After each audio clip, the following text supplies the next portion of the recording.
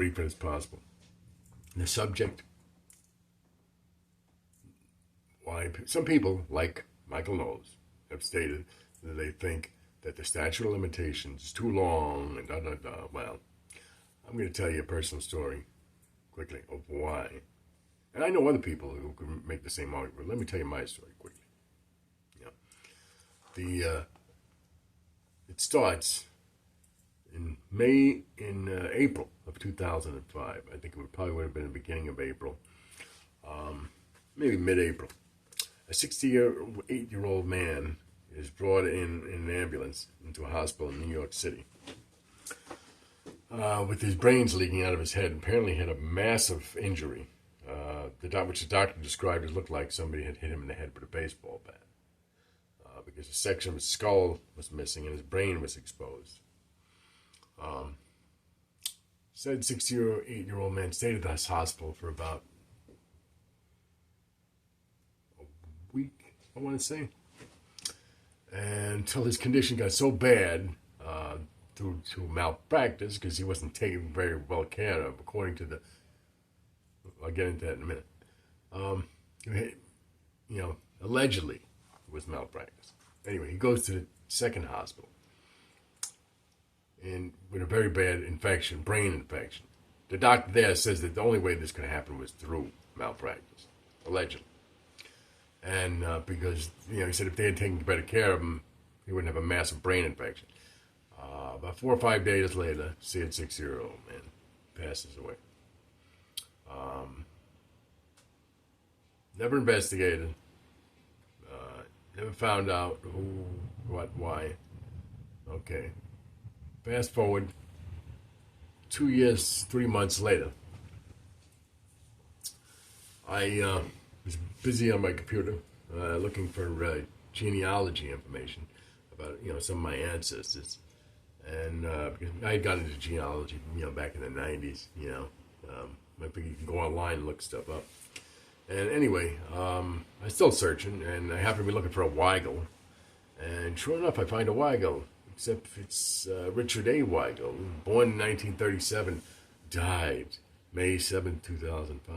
And I was like, well, gee, isn't that my father? Yeah, it was. Apparently, the 68-year-old man who was born in the hospital with brain injury was my father, and he had died. And that's the way I found out. Because I was searching the Social Security death index, and sure enough, there he was. Well, here's the thing.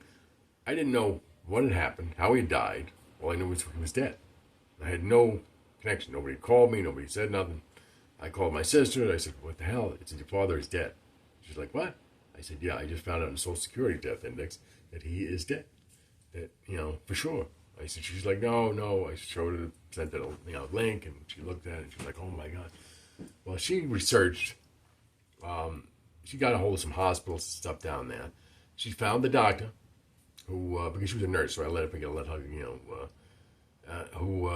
the last doctor who took care of him, and he said that he believes, 100% it was the fault of the first hospital as to why, he died from an infection. Again, it's who opened his head. New York City never bothered to find out. So anyway, by the time she found all this out, and she told me, guess what? 2 months had passed. And the date was, I believe it was like mid to late November of 2008. So 2.5 years had gone by. Well, guess what? 2.5 years was the statute of limitations for wrongful death in New York.